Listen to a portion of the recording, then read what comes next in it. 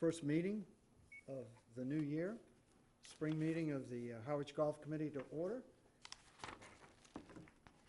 for 2018, and we kept our agenda very, very tight for our meeting today, and appreciate all the work that Roman and his staff have been doing in our absence, fighting the storms that plagued the Cape, the power outages, and everything else. So without further ado, Roman, I'd like to introduce you to present your report to the committee and to the public.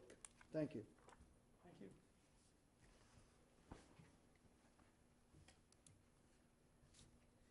Okay. Whoa. Bear with me very slowly here. Having some technical issues. Sit closer. I can't see it. Hi, John.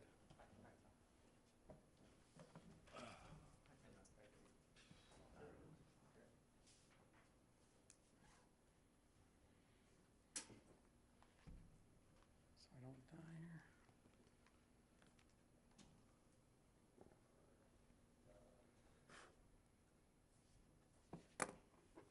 Any IGA apps in it? Sure. Thank you.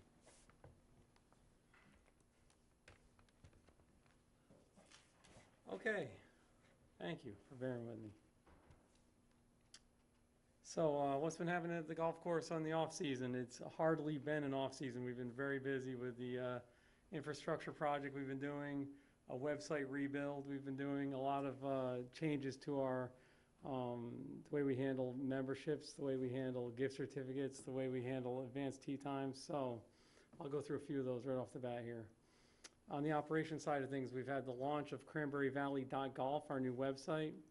I'll show you a snapshot of that, but please, I encourage everybody to go see it. It took a lot of work to get that produced, a lot of pictures and video that were shot last year.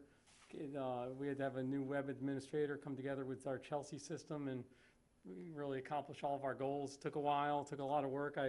I got to start off by thanking Mike Saragin here and Pam Domos in our office. It was a big challenge for them and they really tackled it well, so I appreciate their help. The website has been launched.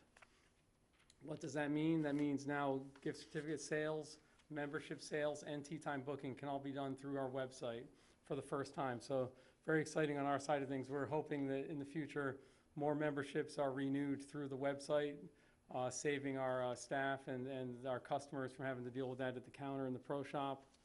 We're hoping the brand new revenue stream of online gift certificate sales, we really think that's going to work out well. And the tee time bookings through the website are have a new interface, should be really good. Could I just mention too, Roman, for the general public, I'd also like to announce I sent to each of the committee members a note about the fact that because of Roman's action, I felt it very important that the golf committee have a very recognizable, easy access site. So we've expanded our footprint. I want to thank Caleb behind the screens over there and Jamie Goodwin who helped me put that together. We have pictures and documentation, all the things, John, that we talked about, you know, that we thought would be appropriate to have the public share in. So there are current USGA reports, the Mungin report, for example, and obviously agendas and minutes. You've got access to our agendas and minutes. But good.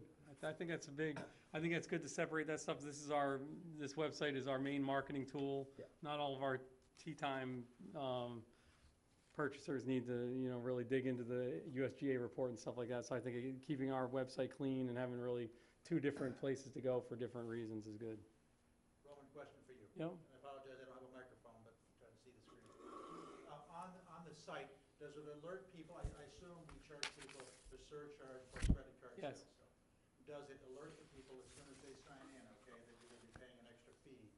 It does. When they see that, they see the surcharge that they would be paying, as opposed to if they mailed in the check. Yes, it shows on a membership it's $22. It tells them that there's an extra $22 surcharge for the credit card finance fee. Okay, so if someone wants to renew their membership or take out a new membership, and they want to do it online, and they want to pay by check. Yep. Is there a bifurcated way to do that, or do you just have to come up to Cranberry Valley to do that? So I've sent a lot of emails this winter explaining this stuff to the members. The different ways of doing a membership, mail in a check, or you can go into the pro shop and drop off a check.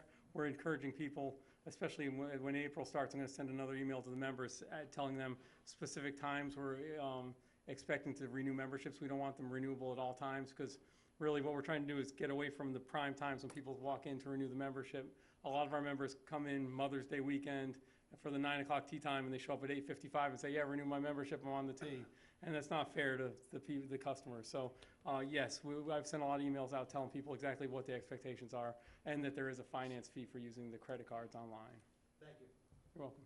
So if someone wants to play and wants a tea time, they get into our webpage Mhm. and they say, I want to play on May 15th. Right. Does it show what the open times are for So that day? basically the web page is going to take you to the Chelsea portal. It's a little different. It depends on what you're, there's a lot of complicated ways of getting tea times, whether member or non-member. In general, for bookings of non-member tea times, there's only a small window they can do them online. If it's an advanced tea time, we want them to call the pro shops where we can take down their credit card information. And we're requiring a credit card hold. And we've got a great system with that. We actually, the fear is that you have a group of 20, 40, whatever the number is, they book and they no-show on you and you have no repercussions. We really, as a team, kind of had an end-of-year huddle and said we didn't lose a single one all year. I mean, we had a flawless year, which is really hard to achieve. I've worked at a lot of golf courses. It's hard to achieve. And that really goes, we have good processes in place, and we have good staff to do a lot of confirmations with people. We have a lot of communication with our advanced group. So very good methods there. Bob? Thank you. If I'm not mistaken, the credit card service fee is, it's charged whether it's online or in person at the clubhouse. With a credit card, yes. With a credit That's card. correct. Yeah, I did make that. If you come in and pay at the counter, you can use a credit card, and you're also paying the fee. Right, thank you. Yep, you're welcome. Okay, we've been executing a pro shop buying plan and display plan for 2018. Mike here has really been tackling that one. Is doing a fantastic job. The stuff is showing up for the pro shop daily, so we encourage people to come on out in April and see a brand new stock pro shop. Working on the golf course marketing plan for 2018, which includes the new website, but also some other exciting new things. We signed an agreement with our Methodist University intern, so that, I know I've been talking in the committee, that will happen. May 11th, Mackenzie will be on staff for 3 months. Could you give us a little background? Yeah, I probably go a little deeper into it when she gets here, but Okay. she's from Central Mass. Super. Really good golfer, accomplished high school golfer. It's funny, when she came and interviewed with us, they're hard to get, these interns. Oh. The golf course are really fighting for them. And she came into our golf course and said there's 2 things she really, really wants to do. She wants to teach junior golf, and she wants to get involved with adaptive learning with, people that have prosthetics and things like that. And she said particularly the military. I said, well, we got PGA Junior League and we've got the Military Golf Association. It's sold her. So it's a good match. We have a good match with her. Kudos to you. Let's see, we're receiving registrations currently for the summer PGA Junior League, which is already growing. And on 3/10, we presented the FY19 Golf Department budget to FinCom and the Board of Selectmen. So that's just a snapshot of a very busy off-season. How did the budget process go? Yeah, good, it was pretty smooth, Yeah. smooth. Ron. The comment we got right off the bat was, I see that your revenues exceed your expenses. So that kind of softened everything right off the bat, so. Do they instantly approve, or do they take it under advisement? It's got so many different levels, but they approved on that, at that level. It's gonna go to the town meeting now. Yeah. But at that point, that's the final step for me. I've already sat down with the town administrator, the finance director. Thanks, Roman. You're welcome. Okay, on the maintenance side, completed the tree work on holes 5 through 7. Over 50 trees went down during the nor'easter, so our team has been working very hard on that. I was mentioning to Bob before the meeting that, our members and guests are so used to seeing the tree crews on the golf course in the off-season and expect this really quick cleanup. Yeah. Well, those tree crews are part of our golf improvement fund and not available to us on a daily basis, so it's really our small staff in the winter getting after all these trees. They've been working very hard. Are there going to be any contingencies or influence on the budget going forward? In other words, removing the trees is one thing, but not to rub a wound, but stumps and debris left that you can't effectively get to, I mean. Sure, I know from the big stump removal we did last year, that equipment's available to us. It's a matter of our staff having the great. time to take that next step, which we will regularly do. Excellent. I have a question about the Yes. budget. Tom? You know, we used to get the budget and our direct and indirect expenses on a regular basis. I don't think I've seen it for several years now. And we had developed a policy, for example, about 5 years ago to reduce unemployment, which we reduced from like 55,000 to 20,000 a year. Mhm. And I just like, I think as a point of information for us to at least get some kind of a readout about what the indirect expenses are that are charged to the golf budget. Okay? Yeah, we can do a munis report. We get a monthly munis report. I that could one, share, I just could share it with Clem. For information purposes, Yeah. yeah. It's a good point, Tom. Thank you. I'd like to make a point, if I could, about this, the winter that we had, the storms that we had, Yeah. and the trees that have fallen. It may sound, it is a lot of work ahead of the crew that Roman had mentioned. But I assure you, it would be a lot larger had we not been doing the tree work Oh, that good we've point. been doing Yeah, I thought about that. recent years, Yeah, that's a good point. A lot of the stuff we have taken down would have Yeah. come down. and- without a doubt. Yeah. So Exactly. that work and money kind of goes unnoticed through storms like this, Yeah. and we need to, Yeah, a lot of the we limbing need they to do. point it out to people Bob. when we can. Bob, that's an excellent point. Thank you. Okay, I'll go Okay, through Ron? some of this stuff quickly. All equipment has been serviced and is ready to go. Ball washers have been sandblasted and repainted. I know that sounds boring, but it's actually, for golfers, it's pretty exciting. This old, really good equipment has come back brand new, and our golfers will notice some really sharp ball washers out there due to the sandblaster we purchased over the winter. Team markers have been painted. Yep. Go ahead, Roman. Okay. Staff's busy with course cleanup from the recent storms. Once again, over 50 trees down. And the irrigation pump station renovation will begin this week. The new controller pump and motor rehab. Can I I'll ask show you just one some. quick question? Yes. You know, because we're always involved with leases and so on, where do we stand with, is it John Deere? Is that our Yeah, main provider? The mower lease? Yep. Yeah, so part of the new budget is a new mower lease that will kick in, I think we're gonna start exploring that in August Oh, okay. for the next Okay. fiscal year, For 19, for 19, yeah. yeah, I believe you're correct. Yeah. Okay, good. And can I ask a question about the pump house? Rob, the assistant superintendent, made me aware this winter, as part of one of these storms, there was power outage, obviously, at the maintenance facility.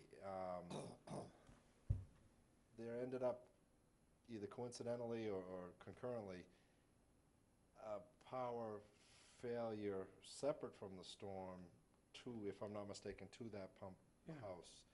And I presume, at that time, they were waiting on repair, and I presume that repair has been done. It's been repaired, but, But if, Rob brought it to my attention that this has been a reoccurring situation with that 220 volt feed to the pump house, which also goes to the old maintenance building, if I'm not It does, yeah. mistaken.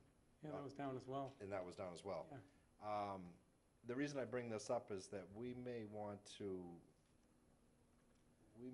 consider, and it may be too late in the game, When we get in the electric? when we get into the electric service for the new cart building, that we might want to Redo the feeds? try to do that feed to the pump station. That's a great point. And the reason I bring this up is that that pump station goes down in the middle of January. It's not a big deal. Yeah, in the summer it is. In August, it is. My concern would be too, with faulty feed, to see that new shiny $40,000 control panel at risk with a surge or dirty power, whatever. I don't want to lose that. Theoretically, it is protected. Oh, really? Theoretically. Yeah. Granted, I know not all things can protect, Yeah. but it is designed. So the bigger concern is lack of the ability to pump Yeah. Yeah. when in the heat of season when we really need That's it. great. So let's keep an open mind. Good. We do have a dialogue going with Eversource, and so we will bring this this new idea to their attention, that, check out that feed. Perfect. Just a question. Tom? Tom? Is the, you know, the alarm that we have for lightning storms for people, is that active now? Is it- Yes. It's okay? You've tested it? Uh, Problem last year, I remember. Well, I'm just, yeah, it's an issue, you know, it's an important thing to do. Yep, The other thing is in the 12th hole is that, you know, device you put to let people know. Yep, when they- on the is that thing. fixed? That was broken for a while. I believe everything's up and running. I will Yes, double check. okay. For the right. season we get going. Yeah. We did have something that, it had a short outage last year. We actually had to have it serviced 2 or 3 times last year, but Yeah. it was fixed each time. Okay. Thank you, Tom. All right, so I've got a few pictures to go with the items I just mentioned. Here's a picture of our new website. That is not the picture on the new website. If you go to it, that's rolling video. So it rolls through a lot of good video of golfers playing golf, of the, this is particularly a video of a mower mowing the fairway. Really well done, I think. So it's a good new look, and I think it's very modern, much better for marketing. It also, it's an improvement over the old Barney looking.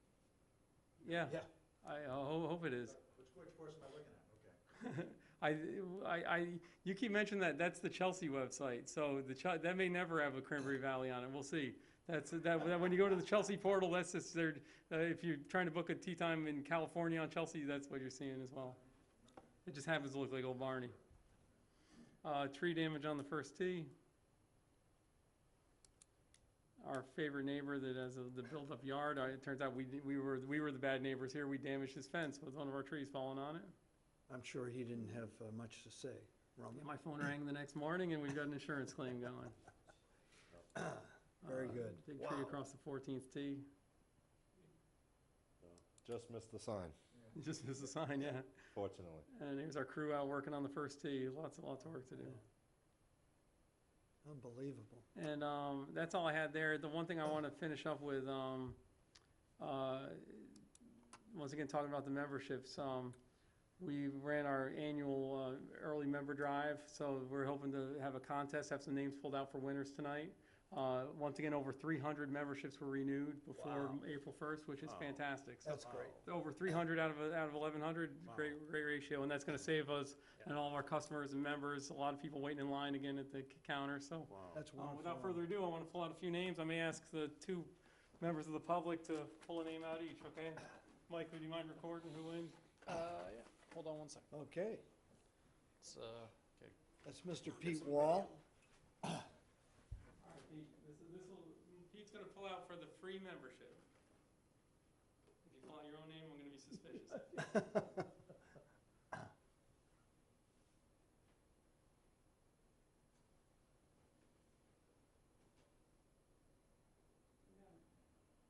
Vincent Agassini, There we go. number 2032. Vincent Agassini, Accorsini. Very good, thank you, Peter, and I'll Okay. ask Max to pull out for the free range membership.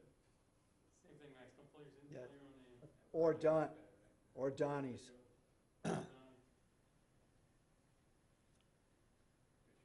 Rich Copeman. All right, congratulations to the winners, and thanks to everybody for Roman. participating. I'm trying to figure out how to put that on the website. Thanks, Mike. Ron, thanks for, Clem, a question on thanks for the great report. John. As a matter of course. Yeah. Are members of the golf committee excluded from this contest?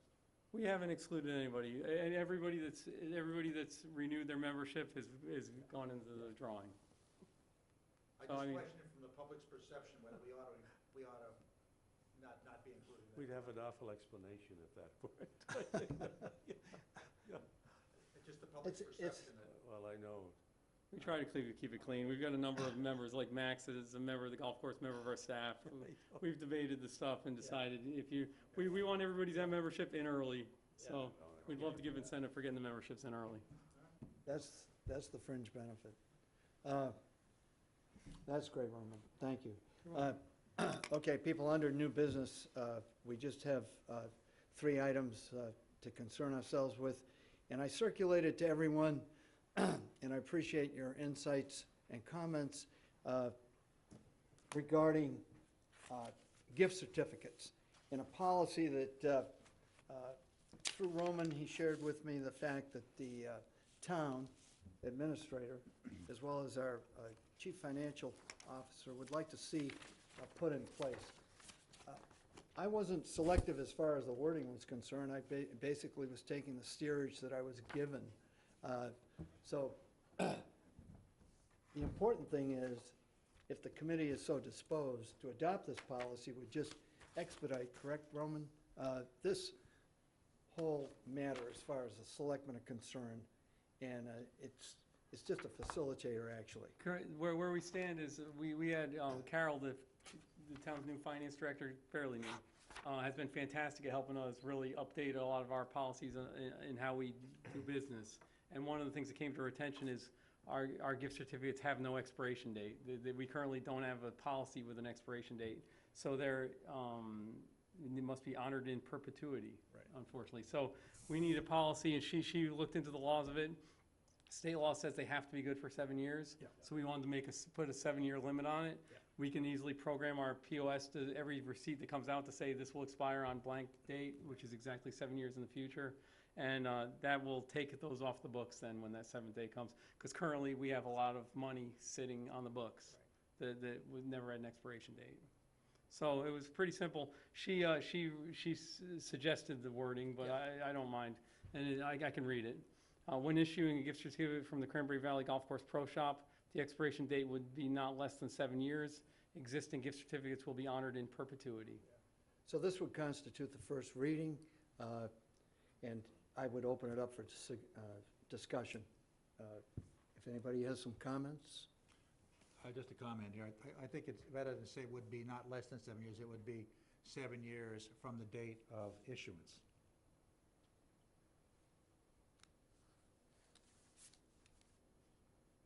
Now, from an accounting perspective, let's say you sold 100 of them, right? Right. Pick up whatever that is, $7,000, whatever it is. That goes into this year's revenue. Is there an identification that is revenue received for which there's no value been assigned yet? Yes, it's a liability until it's been Okay. processed for a sale. Is that necessary under the state law? I mean, it would seem to me you could pick it up. It would seem to me you could pick that up. You have a file with all the numbers, and the revenue is sent to town hall, and it's sent as whatever I just said. And then, as they come in, you just check them off. That's a simpler way of doing it. This is something we really take our direction from the finance director on how they want us to account for things. All right. It's more complicated. It goes through our point of sale system. Okay. Great. But I think that's been really what's exciting about this is the town's finance director has really given us some good direction, has a fantastic background in this, and has really helped trying to tighten up our operation with this. That's excellent. Bob? I don't know if there's a different municipal law, but I know in private industry,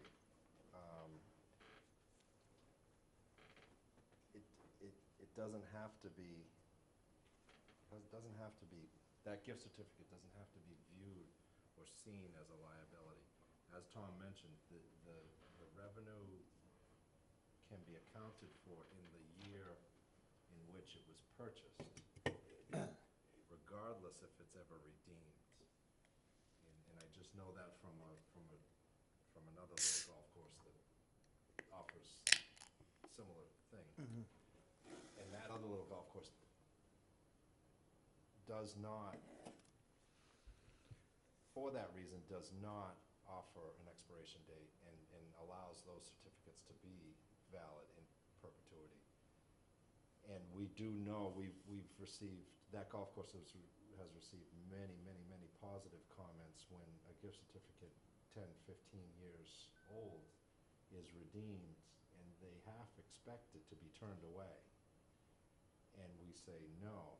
Wow. We welcome it, and please go forth and golf.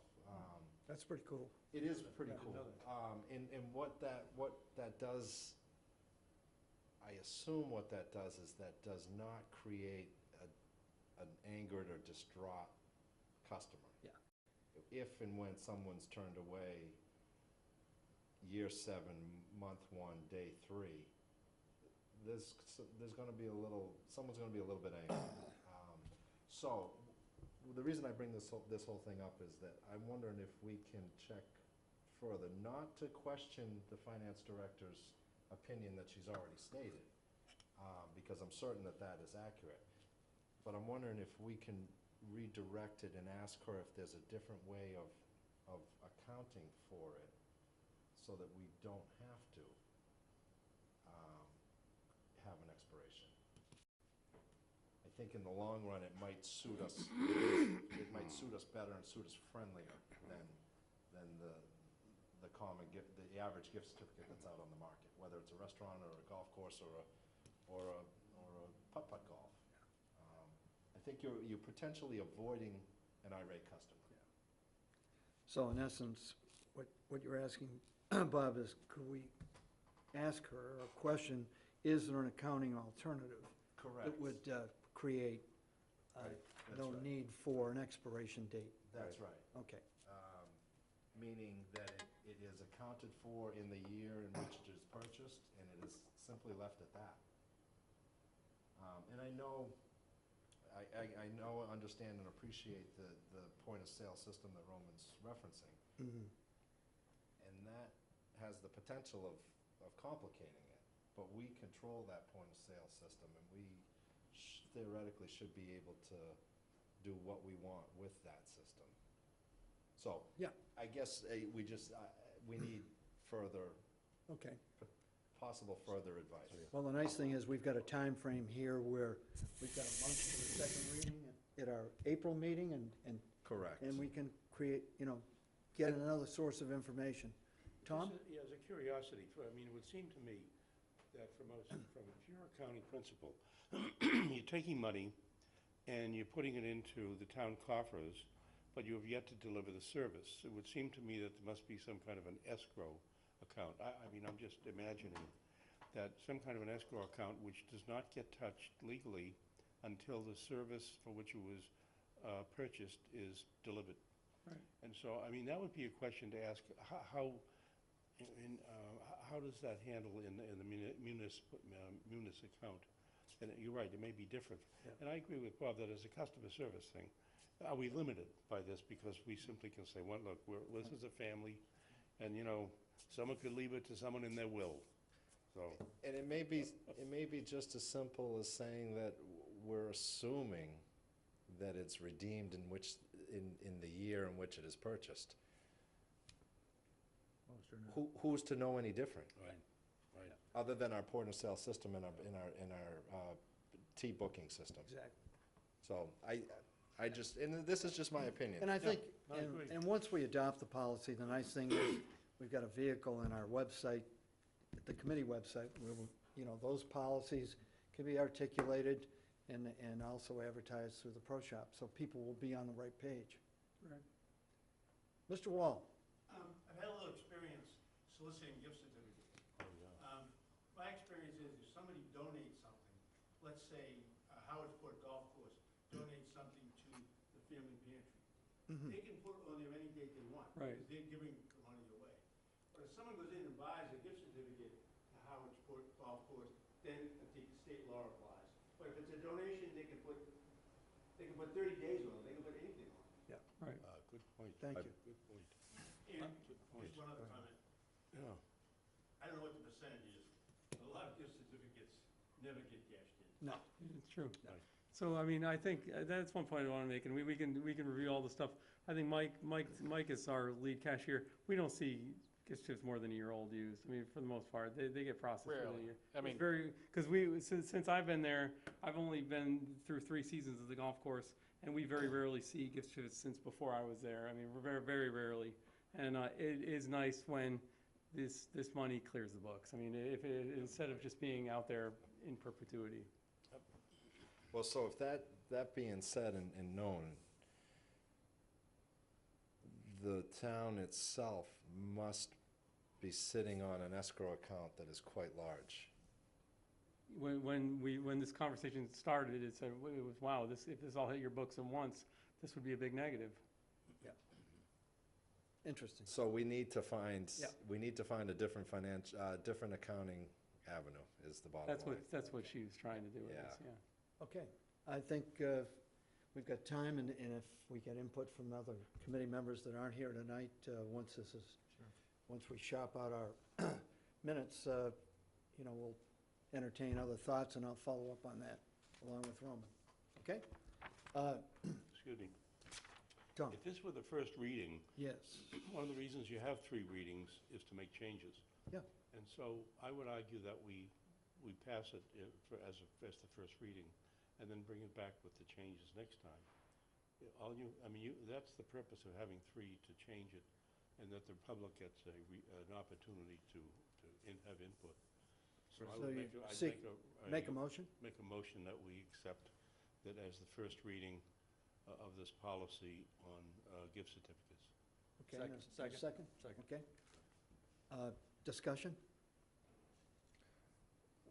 I would like to add that, with the caveat that, that we are gonna investigate further with with the financial planner. excellent. Okay, along with that addendum, all in favor? Aye. Aye. Aye. Tom? Yeah. Okay, unanimous, thank you.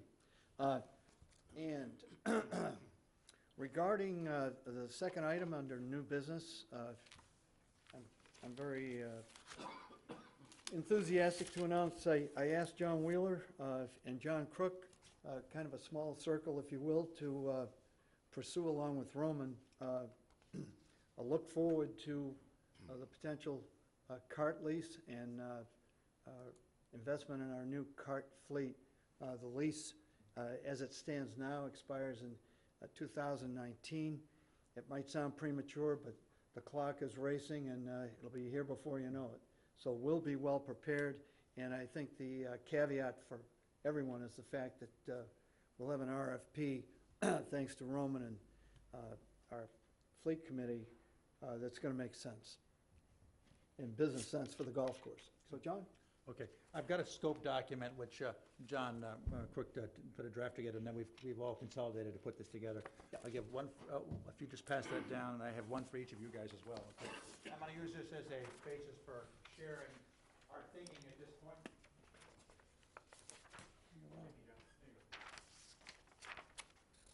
Thank you. And again, this is a work in progress, so please bear that in mind, but at least it gives you a sense of our thinking. The objective, as you can see, and I apologize for reading it front, but I want it to go into the record, to recommend to Cranberry Valley Golf Committee, the manufacturer who delivers the best electric golf cart option when the lease expires, key date, March 14th of next year. And the way things fly, okay, it'll be here before we know it, okay? So, and that is the date on which the current lease for our 75 gas carts expires, okay, our 5-year lease. The scope is to replace the current fleet of gas-powered golf carts with 80 new ones with electric, it says 80 here, I guess the lease said 75, but with electric golf carts effective when the current lease expires. Electric golf carts have proven to be more efficient than gas-powered carts in terms of a green environment, in terms of noise, toxic fumes, et cetera, et cetera. And number 2 is the new cart barn restoration project has been designed and constructed with electric configurations and solar panels for energy efficiency and will support the transition from gas to electric golf carts. Another key point is the cost of the electric carts versus gas carts will be revenue positive with the addition of solar panels, enabling Cranberry Valley to provide its own energy source. Key point, its own energy source. Task force, which consists of John, Roman, and myself, will interview the top 3 manufacturers, and they see them listed there, with emphasis on battery technologies, durability of cart, demonstrations, and service components, et cetera. Needless to say, they're eager to have conversations with us, and they know probably when our lease is coming up for renewal. Support development and distribution of an RFP. That's, John and I would support the development and distribution of the RFP, which Roman will be working with Bob Caffarelli on, to solicit the vendor bids, and will contribute to the evaluation of the resulting bids as you see appropriate. Roman? Okay, that's John and I. And then recommend lease terms that are consistent with the golf industry. So needless to say, we'll be comparing with what currently exists in the industry itself. Negotiate service contracts that are also consistent with the golf industry, and review consumer charge of electric carts at Cranberry Valley. Now, a rough timeline, give you a sense of what our thinking is at this point, is to have the three manufacturers come in one after another in quick fashion, quick order, to interview we'll have interviews with each of them. That'll be the three of us. Then there'll be a cart testing and feedback of some sort, still being worked on as to who's actually going to be sitting in carts and testing them out to see, do they actually deliver on what we think we're going to need. Again, what we need right now and what we can afford may be two different things. We know everybody wants the Cadillac, but we may not be able to afford the Cadillac. It's a function of what comes out of these conversations with the various vendors. And then that would be by June, and then RFP development and bid process to be completed by July, and then task force recommendation to the golf committee in August, followed by the presentation to the town administrator and the board of selectmen, and looking for their approval in September with contract negotiations in October. Our sense is that we will probably, through these interviews and subsequent conversations, be offered incentives to try and speed the process up. I think that I characterized that accurately. Yes. But we'll have to see, because we haven't had the interviews yet, so we just know who the primary vendors are, the candidates are, and from there we'll work through a systematic process to analyze, evaluate, and then make recommendations. So, Excellent. any questions? Yes, but I defer to my fellow committeeman first. Anyone? Well, it seems to me, we looked at this a couple of years ago, there were some problems that may now have been ironed out in when a club goes to electric carts over gas, and it has to do with if you had like a tournament all day long and all the carts are out and it's a cloudy day, how do you then get everybody up for the next day? I mean, is there enough electricity, enough? I mean, that's the big question, I think. And then if you had 2 or 3 days of, in other words, you're going to rely on solar and other energy. The building's gonna have power regardless, and so we're still exploring that, if it's gonna be a net meter situation where we earn credits, or, you know, what the situation is. There will always be electricity to go to the carts, regardless if we're paying for it, or if we're not paying for it, or if it's the solar subsidizing it. We wouldn't rely solely on the solar. Well, several years ago, we talked about maybe a solar farm here, somewhere away from the golf operation, so that was to be hidden from the golf. Out between 17 Not- and 18. Well, somewhere that we could then generate electricity, use it for our own purposes, and sell some for the golf improvement fund. So, you know, it's one of those self-sustaining things. So, I mean, that's an idea that I'd like to have, you know, at least considered here when we're doing this thing, you know? That's all. You've been. And I was going to say, and not that it's the only act in town, but after 15 years at Cape Cod National, I would draw our attention to our marquee event, which is our member guest. And we've actually shortened it one day, but traditionally, it ran Thursday, Friday, Saturday, and Sunday. Yeah. And fleet-wise, I know it sounds perhaps a bit exaggerated, but I really can't remember a cart failing in terms of, you know, renewal and recharge. And especially, Tom, with the new lithium batteries, the recharge cycle Well, that's what is it may have been is now. much, so, yeah, it's much more that's efficient. fine. And Just a so concern. that's, Yeah. you know, to allay any Fine. One thing I fears. was gonna mention, Clem, you were in the meeting with myself and the town administrator. There may be some complications to us, any kind of solar farm thing, because the town has already entered into a solar farm agreement. The town administrator mentioned to us that there may be some complications to us when it comes to the next solar deal, based on the town entered into a solar agreement already, and it may have an impact on ours. Well, we're still exploring It's that. But just that yeah. has not been clarified. No, right. It's just that I think that we have to push to try to get people to understand that we're trying to be self-sufficient at the golf course.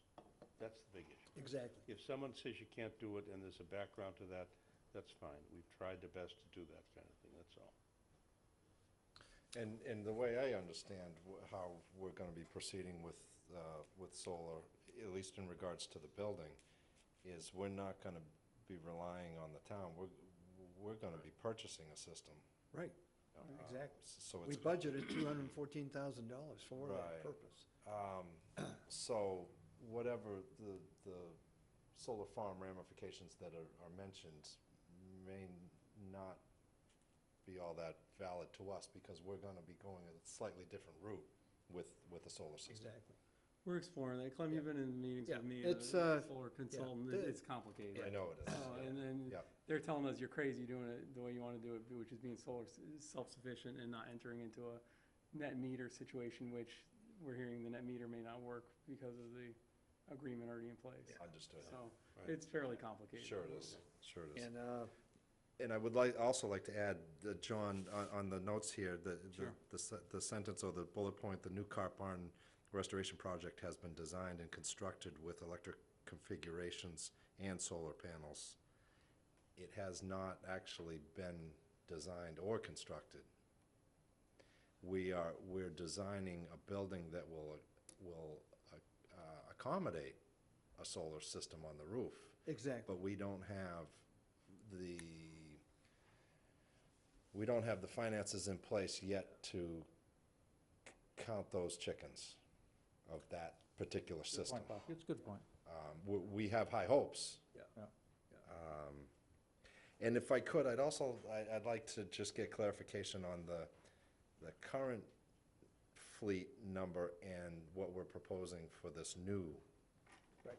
lease. Currently, we have 75 or 80? It's 80 carts, but 75 are actually on the golf course carts. Okay. We have the range picker Yep. as part of it, and a few of the workhorses are part of it as well. So it So is, 75, we were hoping to go to 80 because we never run out of carts, but just in anticipation, we may have a few carts down. sure. We'd like to have a little more wiggle room. We were thinking 80 was a good number. That's right. Yeah. And John, if I could, And everything he just said is in the lease document, which I'm looking at now. perfect. If I could suggest, when the time comes to these negotiations, that you closely include Roman and Sean, because they're in tune with these leases. And the reason I bring this up is, it's not uncommon for companies to sweeten any given deal with the options of the maintenance department having some equipment. Okay, I see us supporting Roman and Sean in those negotiations and not Perfect. driving those. Yeah. Perfect. Right. So I guess I'd look to Roman and just say, we're there to a support your partnership. effort, to It's a help out partnership. wherever you need it. Yeah. Excellent. Okay. Yep. Okay. And, Bob, you're on the same wavelength I was, too. I think it's important to, perhaps, John, if it's possible, to include some kind of a ballpark number of ancillary vehicles that would be used, for example, by rangers and/or staff. I had suggested, for the sake of Roman's staff, I'd love to see a vehicle that's theirs. It's always there, and especially, Tom, in a cardiac situation, or where right. you need an emergency vehicle Yeah. with the paddles, it's there. It's not out by the practice range, or it's not Well, if I'm- somewhere else. It's there. If I'm not mistaken, that's why John has pictured the one that he has. And that, it's gonna have some nice Roman print with Roman's name on the doors. You always Love it. thinking, you always thinking. Mike Surgeon asked for, a nice little plaque that he could have right on the dash, Yeah. personal usage. But I think that's a point that should be That's taken. good. I've worked at a golf course that had a high-speed golf cart with the defibrillator in it, and so you could rush out to, in the first aid kits, you could rush out to emergencies. Nothing like being in one with the governor and, slow down, going up a hill, trying to get to an emergency. And Max, because you're here, and I'm pleased that you are in this respect. When we piloted, we had access, at my behest, really, I kind of pushed the idea, and Roman was great about getting it. We had a couple of electric golf carts. Am I just amplifying on the point? Was that well-received as far as, here comes Max, because I can hear him 3 holes away?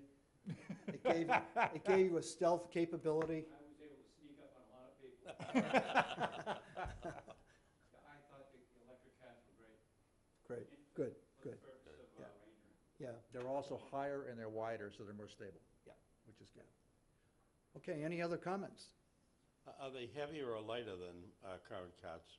We don't have the continual I- driveway, you know, with the road surface. Okay. I don't know what the About the same? I'm guessing, curb weight, I I'm guess, guessing they're lighter. We're gonna, there are some that are significant, like Clem was saying, the lithium battery ones, which are fairly expensive, are significantly lighter. That's one of the big Yeah. selling points on them. Okay. You should There's see, a lot less wear and tear. Okay. I think I sent everyone that picture, but it was really, I get excited about these things. It was so cool, though, that lithium battery, they pulled the hood on that Easy-Go that gentleman brought up, that was back in the fall.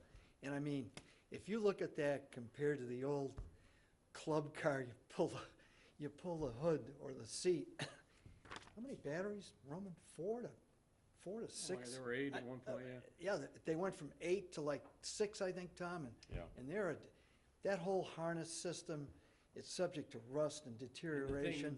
and- the old batteries need to be watered once Yeah, a month. you had to, The ones they showed us, you don't touch them for 5 years. The new lithium batteries, there's no maintenance, which for the staff is huge, because that could just lead to trouble. Yeah. When the staff are expected to water them and have a checklist monthly, and so, that's. but those comparisons, It you know, did- yeah. when we get the big three up there, Yamaha, Easy-Go, and Club Car, we'll be able to look at this objectively Yep, as a yep, committee. good point. And it just so happens the 5 years is consistent with the lease, the Yeah. lease that we have, so. Right. And Roman, just one quick question that's kind of collateral with the whole discussion. I think it would be appropriate, and you're probably way ahead of me on this, but our timetable will be compatible with the current vendor, Yes. meaning New England Golf Car? Yes. Okay, March great. 14th, 2019 's Yeah, drop dead yeah. date. Mr. Chairman, how does that date, and Roman possibly know this answer better, how does that date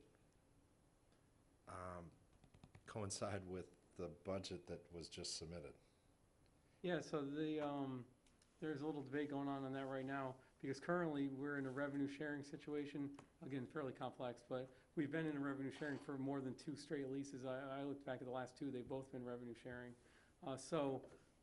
When we discussed this with the previous financial director, they said they wanted to continue that operation.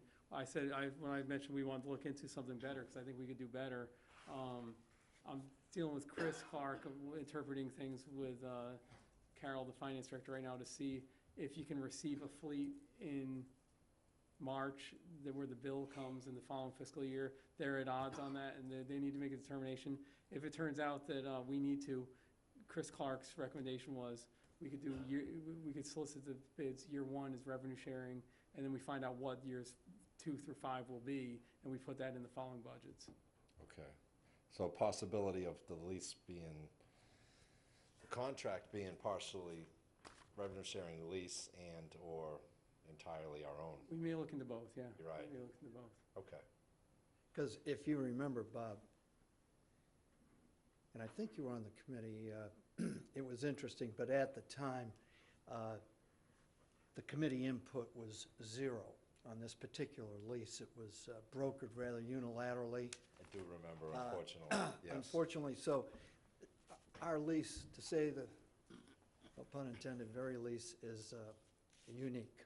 This discussion at its infancy is far greater than ever was done before with this committee, Well, that's, which is a good thing that was my- for this golf course. Well, one of the things that I was hoping when I first mentioned this to Clem too is if it turns into a situation where I think it will be advantageous to have a straight lease, it'll be whatever the new number is on the budget. And I'd love to have the committee support, selling the new budget, because we'll be selling new revenues, but also, what I got from the previous finance director was we love not having that lease number on the budget.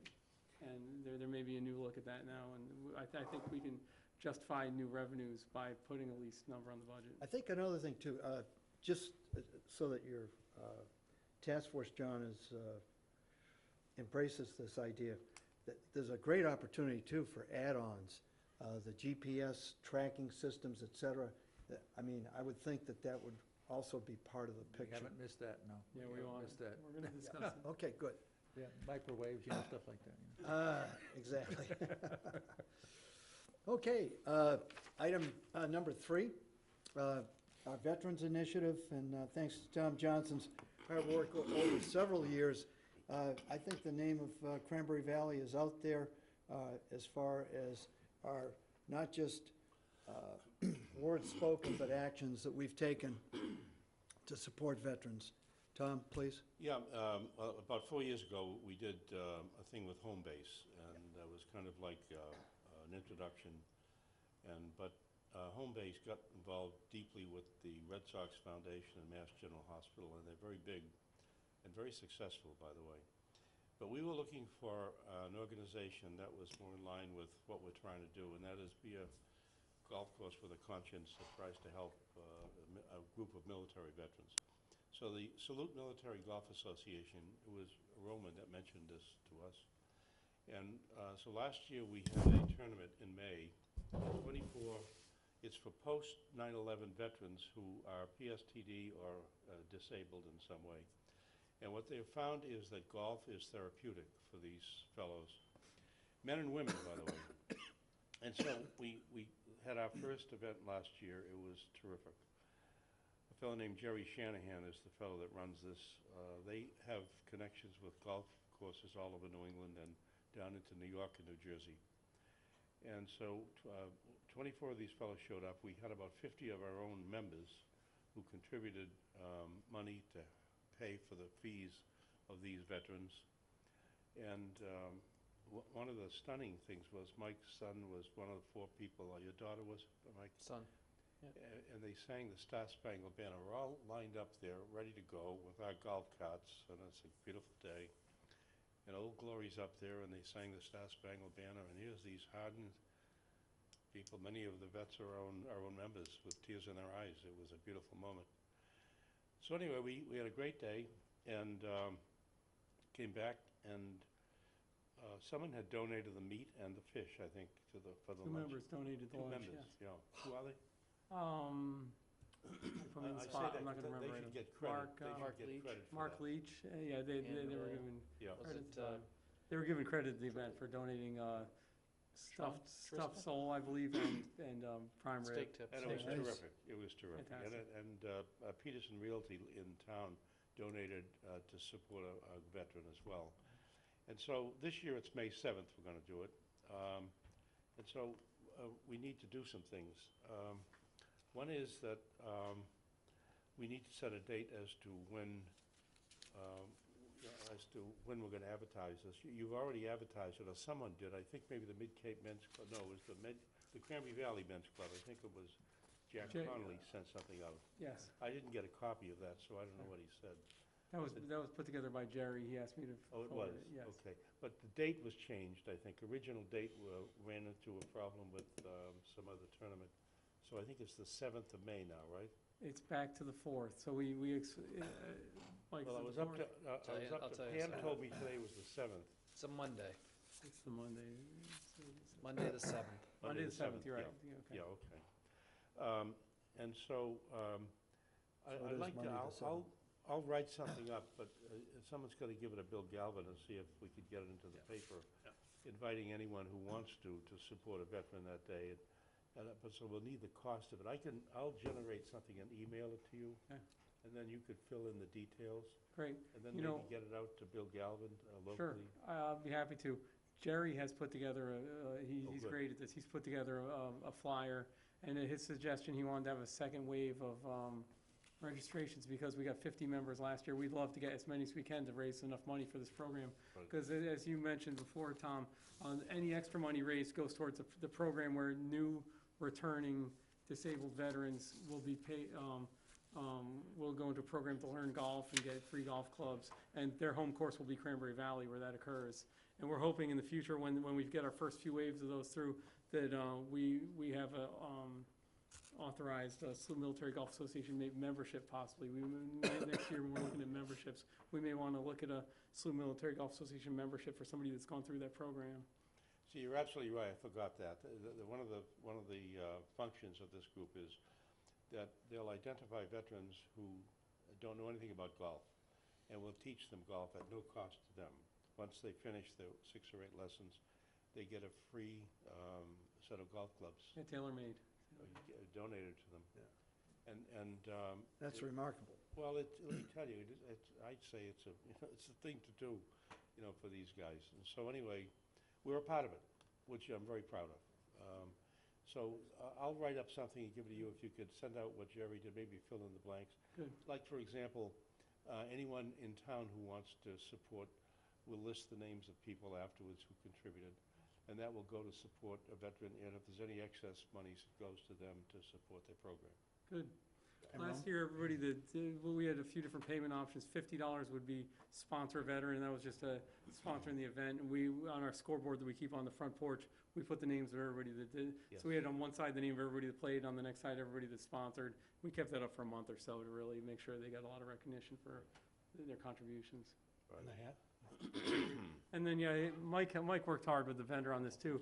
I just wanted to show off the hat for the Oh, event, yes, because right, these, he just said. the hat that we had last year for the event was one of the most popular hats around the club. This is the new one we just, Tom's got the one from last year, this is the new one with their logo on the back. Really cool hat. Excellent. Mike designed it great. originally with their logo on the flag, and we got the no, you're not allowed to do that. Right. So we redesigned it. Anyway, this is gonna be a popular hat around town this year. But there's another story, it's a human interest story. There were 3 women who wanted to play, and the fellow who was going to play with them, the veteran, couldn't make it that day. So they pushed Jerry and said, Jerry, get us somebody who's going to play with us. And they did, they had a great time. And the fellow happened to say to them that he had an opportunity to go to Ireland with the Salute Military Golf Association. They were playing a tournament, several selected people. He said, but unfortunately, I don't have the money to go. So one of the women said, no, you're going, I'm going to pay for it. And he said, but I have somebody who's supposed to go with me, I'll pay for that one person too. Wow. I mean, talk about getting chills. That's about- Ann McNeil. It's in the picture back there with the red, white, and blue on the sweater. She did have a great time at the event, and now Jerry told me she's a regular at their events all over the state. Yeah, so the no thing. connection was made. That's one of the things that just is so nice about this. It has created a community of people that otherwise wouldn't even know each other under what we all know is the game of golf, which can be very frustrating. On the other hand, it builds a community, so.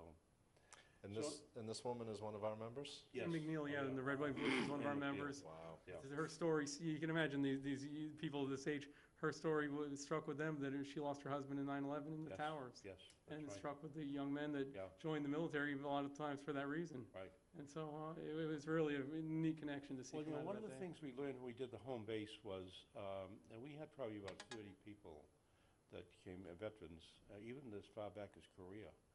And one of the things we learned was that there was some women here who said, no, let's make baskets for them. And everybody had a lovely basket for every one of them. And I also wrote a limerick for them that I had the selectmen approve. I have a copy. And we give it to them and say, look, put it in your home, in your den, and be proud of what you did for this country. Everybody that played last year received a proclamation Yeah, from the selectmen and the limerick We'll do that it Tom this year wrote. too, Yeah, yeah. good. Yeah, so I'll have to get that back, and we'll see if we can get that out too. Good. All right. So the goal, that I understand this correctly, the goal is to solicit our membership, our local people and our businesses to sponsor a golfer, a Salute Military Golf Association member to play in this event? What we would like to do is raise money for the Salute Military Golf Association. Where we have a sponsor of veteran is just a dollar amount that goes to the overall. So Okay. $50 goes to the overall Okay. tournament that we're trying to raise money for. Last year, the event was a break-even event, and by break-even, I'll be careful saying this, I had to reduce the greens fees charged for the event just to make it break-even. So we'd love to get more players involved to make it pay for its costs, and then raise some money back to the Salute Military Golf, because they're prepared to, when the local veteran services direct people to us to learn golf, they would pick up those expenses. So Just that's the plan. quick question, Ron. In terms of sign-up, Tom, I mean, effectively, it's April 1st. Yeah. That's not a real big window We, to get us to, we were gonna, May. we do all our tournaments just for the sake of organization 1 month out. So we start taking registrations 1 month out from the date. So we're gonna promote everything, then we're gonna take them on April 7th then. And what Jerry suggested and what he wants to do is have 2 waves of signups. It goes to our members first, because we had 50 members last year. We'd love to get to a full 144-person field that we invite, have a non-member rate too for members of other courses to come and pay the higher rate to play. A couple of comments, if I could. 2 months ago, we had, was it Jerry? Jerry Shanahan. Spoke to the Shanahan, Mid-Cape yeah. Men's Club, and there's 155 members of this club, half of which have Harwich zip codes, Wow. okay? So they heard it up close and personal, okay, with that, and there was a nice dialogue that we had with them. I will offer back to your point, Bob, about support. It comes in various ways, means. In terms of participation, there are 6 golf tournaments that the Mid-Cape Men's Club runs in the springtime. Guess when one of them is? May 7th, okay? So we're managing our expectations in terms of how many will actually come in and play. Having said that, okay, we're still pushing, okay, to support in a financial way. If you can't play, then at least support it from a financial perspective. What was the confusion over the dates when we first talked? When we first saw that conflict, we switched the date, and we switched the date to a Thursday so that it would accommodate the Mid-Cape Men's Club. And Jerry Shanahan came back to us and said, he said, let me look into it, and he came back to me and said, look, the veterans have a conflict that day, and you got to choose. Are we having the event for the veterans, or are we having it for your members? Yeah. And so he said we want to have this for the veterans and have the veterans available to play. So that's why we went back to the Decisions have to be made. I just want to make you aware of that, Yeah, okay? got it. And it wasn't for want of trying, okay? No, I know. The other thing is that one of the members of the Mid-Cape Men's Club, Chris Kinham, has already gone to Ocean Edge, where he's a member, and they are very receptive to the notion of also having another tournament, perhaps next year, 2019, for the same group. Good. So we Good. may have. Well, with your involvement, John, maybe we could sort that out so that next year there's not a conflict. Yeah, that's correct, absolutely, absolutely. Okay. Okay, Tom? Yeah. Any other comments, or, okay. nope. In deference to the new season, I understand you have a limerick? Yeah, I know Ron, I heard today that Ron is opening, last year You gotta think about food. Well, it's obvious I get too much time on my hands, but the hot stove opens at Cranberry on April 19th. And I was reminded of the 19th of April in '75, hardly a man is now alive, but that's Longfellow's book. So this one, I wrote a little limerick, and I'm gonna give it to Ron to see if he wants to use it, and if not, I'll send it to the newspaper. On the 19th of April in 2018, Cranberry's hot stove will throw open the gate for grab and go for a reasonable dough and a menu that's really first rate. The place has been redecorated, golf mementos all highly rated. Club covers now placed over the bar with taste, all wonderfully understated. Ron has been work-seeking stuff he never can find enough. Memorabilia to hang for our Cranberry gang, for reassurance when our game gets rough. See, our game may vary on the links, the golf gods employing some hijinks, but the hot stove is our oasis, one of our favorite places, for some chow and perhaps a few drinks. That's cool. Excellent. All right, Tom. Tom, Tom. I'm taking advantage of Tom. It's a good segue to this point. During February, Ron was up there, I don't know how many times, and it's just crazy. He did approach me, and on the horizon, and I think as a committee, we have to be cognizant of it, because I've had the question asked of me just from the general public, how's he doing up there? The question of his contract and that negotiation and everything, that will be coming up. And he said that he would like to speak to the committee, just to give us an overview of, you know, where he's at, what his expectations are. So it would depend on you too, Roman, but I thought April might be a little premature, so I was thinking May, for the May meeting possibly, Okay. to bring him in if, does that sound? Yeah, sure. We were thinking, you know, he's supposed to have an annual financial Yeah, review as well. yeah. So is that what you're talking about? Well, doing? exactly. I was going to talk to Jeff Williams because he's tracked that for me, and, you know, I'll approach him if, you know, maybe between you and I, if that sounds good to everybody. Just a Tom. caution, we can't talk about his contract in open session. We No. have to be executive session. So depending on what the conversation's going to be, it might be that we deal with this in executive session. Just a thought. Good point. You know, I'll bring it up to Jeff because he's done a Yep. lot of the Yep. legwork.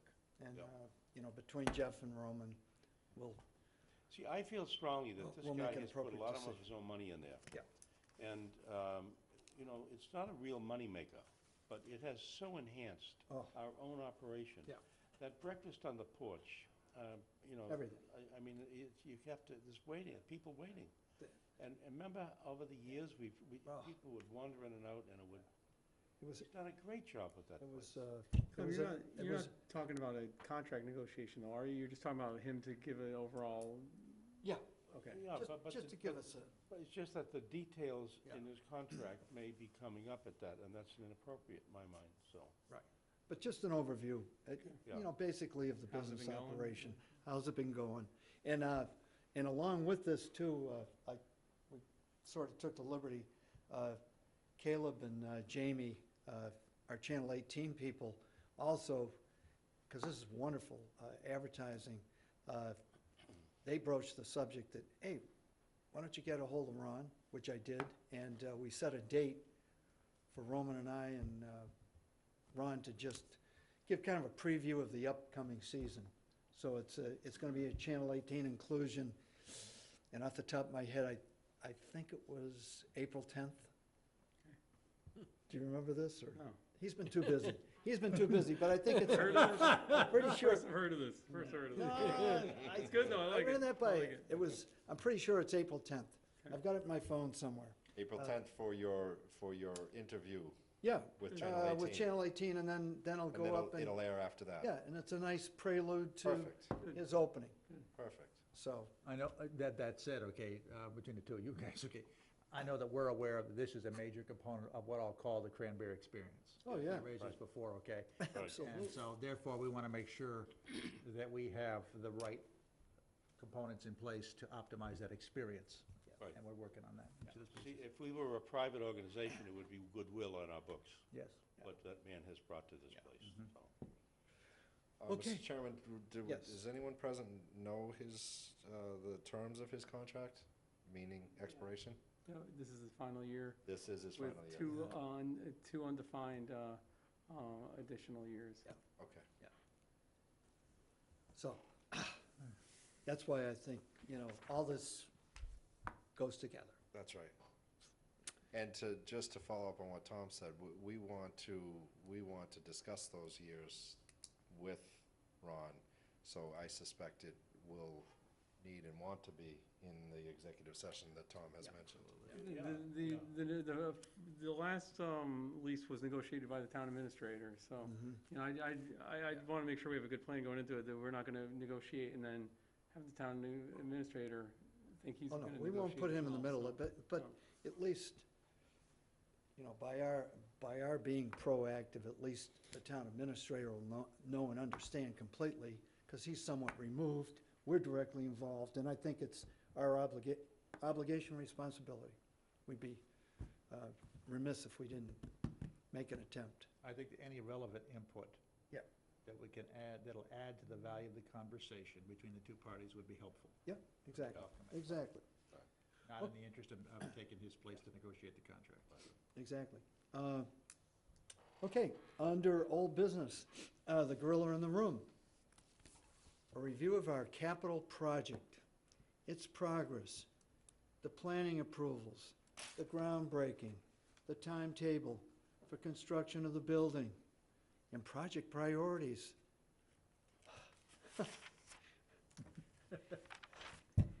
Sum it up in one. All I know is I went into Shaw's Market, the first three people that I bumped into said, "What's going on with the building?"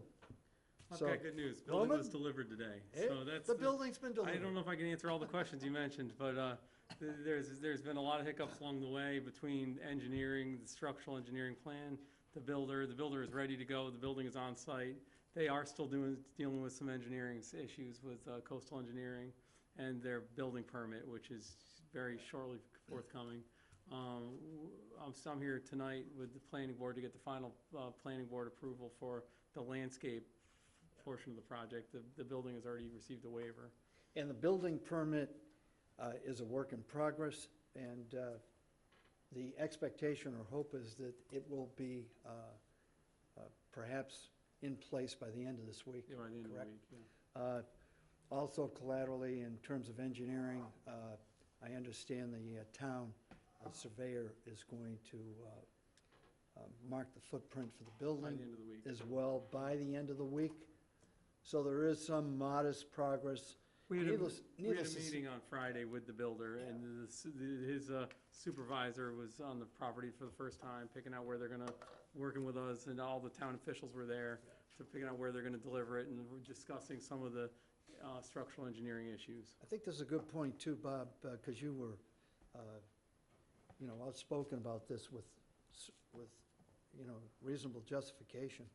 It was very encouraging. Roman mentioned to me that this Cardosi Construction will have a permanent clerk of the works, obviously looking at their interest, but we get the collateral benefit of his being involved. And he has very, very deep experience. So I think that, personally, think it's a good thing. Not necessarily a good thing for us. It's a Well- great thing for them. We still need ours. We still Yeah. need. Well, we've got Sean Libby in the quiver, and Sean Fernandez too will be weighing in, correct?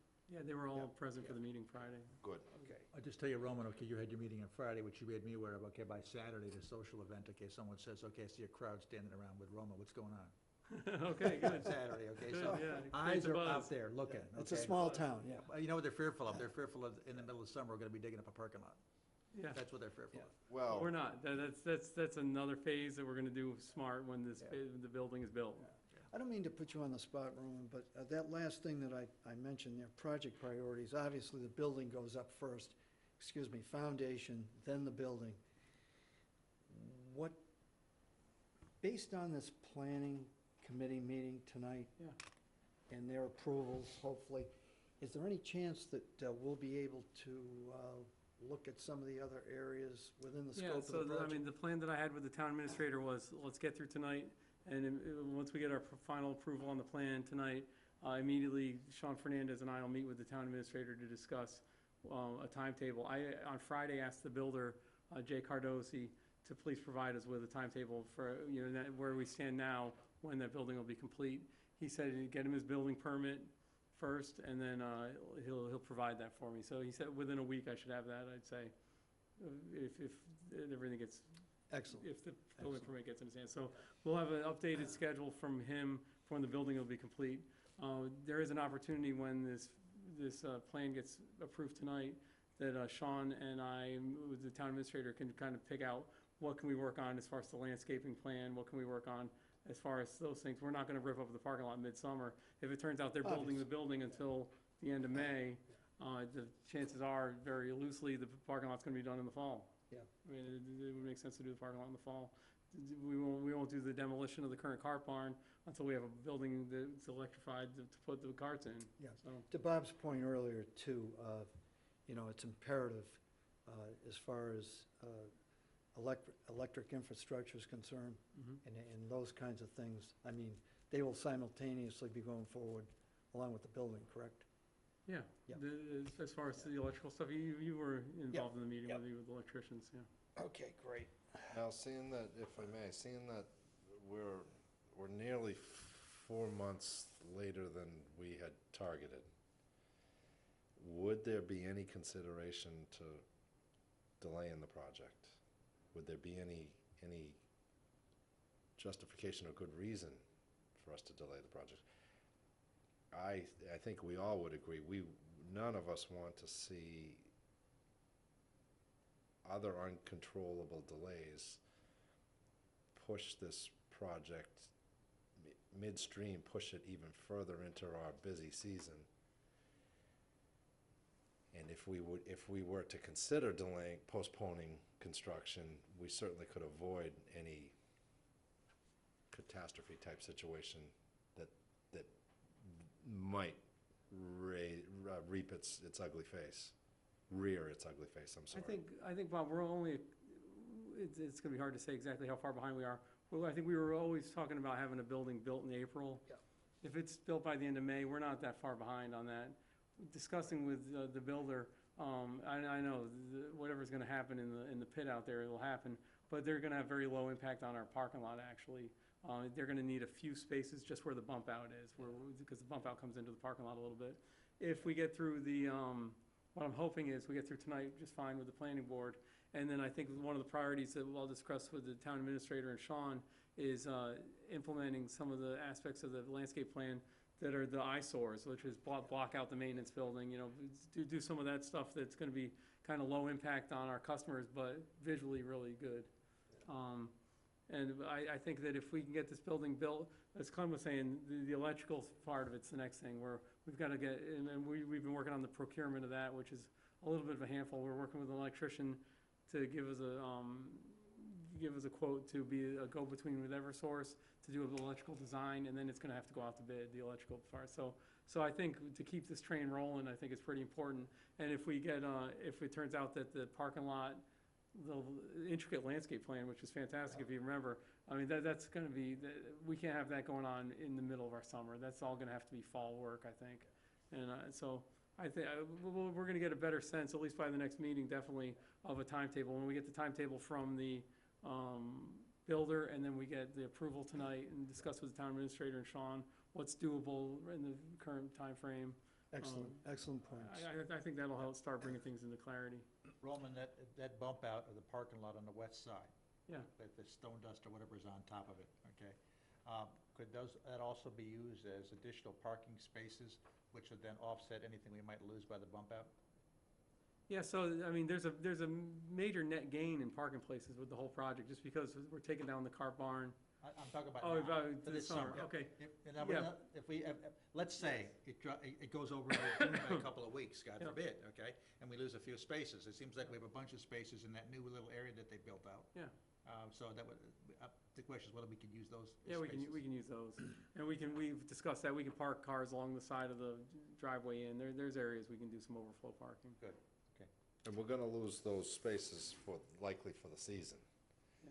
Because we're not gonna do the parking lot project won't happen until the fall anyhow. Correct. Exactly. So there'll be a little creativity with Roman and his crew. If it turns out, the things that we can discuss, and again, it hasn't gone all that firm yet, but once the building's built and we get it electrified and we can move the carts into it, we can move into a demolition we'll have a little wiggle room, whether that can be a cart staging area before we do the full, there's options there where we can create some space, move into the gas tank, and that's all pretty low impact stuff that can create some room, not necessarily for. And Sean was optimistic that could be done very quickly. Sean was very optimistic about that. Within a couple of days. So we will have some options that we haven't quite nailed down yet. Tom, please. Yeah, I know it may not be related, but we talked about a gas line, and we're not gonna do that until the parking lot gets Right.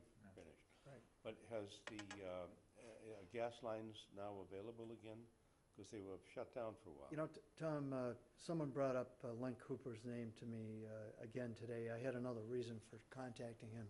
I'll follow up on that again, because he was my contact. He was very generous with his time, and he approached, the gas people Yeah. with those kinds of questions, and I'll have some answers for our next meeting, But I just a thought. because it's not too late. Just a thought that, I don't know what the kitchen looks like but it might be that it's easy for us to convert to electric and forget the gas. Yeah. I mean, I don't know. It may be cheaper to do that, you just buy electric stoves. I mean, although gas is much more functional, at least, I mean, because apparently the gas that we're using is more expensive and dirtier. Exactly, because it's bottled gas, Yeah, and of and course that's you- why it would be a tremendous If advantage. we had extra electricity from the carts or the solar and the rest of it, it might be just useful to take care of Good that. point. It solves the problem. Good point. Any other comments? Okay, we're at that point in the meeting, public input. Okay, with, Thought you fell asleep. well, in any event, just to sum up, it's an exciting time. I think we've got a great message to take to the public, and look forward to our April, May, and June meetings. There's going to be a lot going on, and I think our initiatives as far as junior golf in particular, looking forward to the upcoming season is great news, Roman, and the drive, chip, and putt competition, and our being involved in that is just off the charts. So, Very exciting. with no other business before the group, entertain a motion to adjourn. So moved. Okay. All in favor? Aye. Aye. And I Okay. second it. I knew it. Thank you.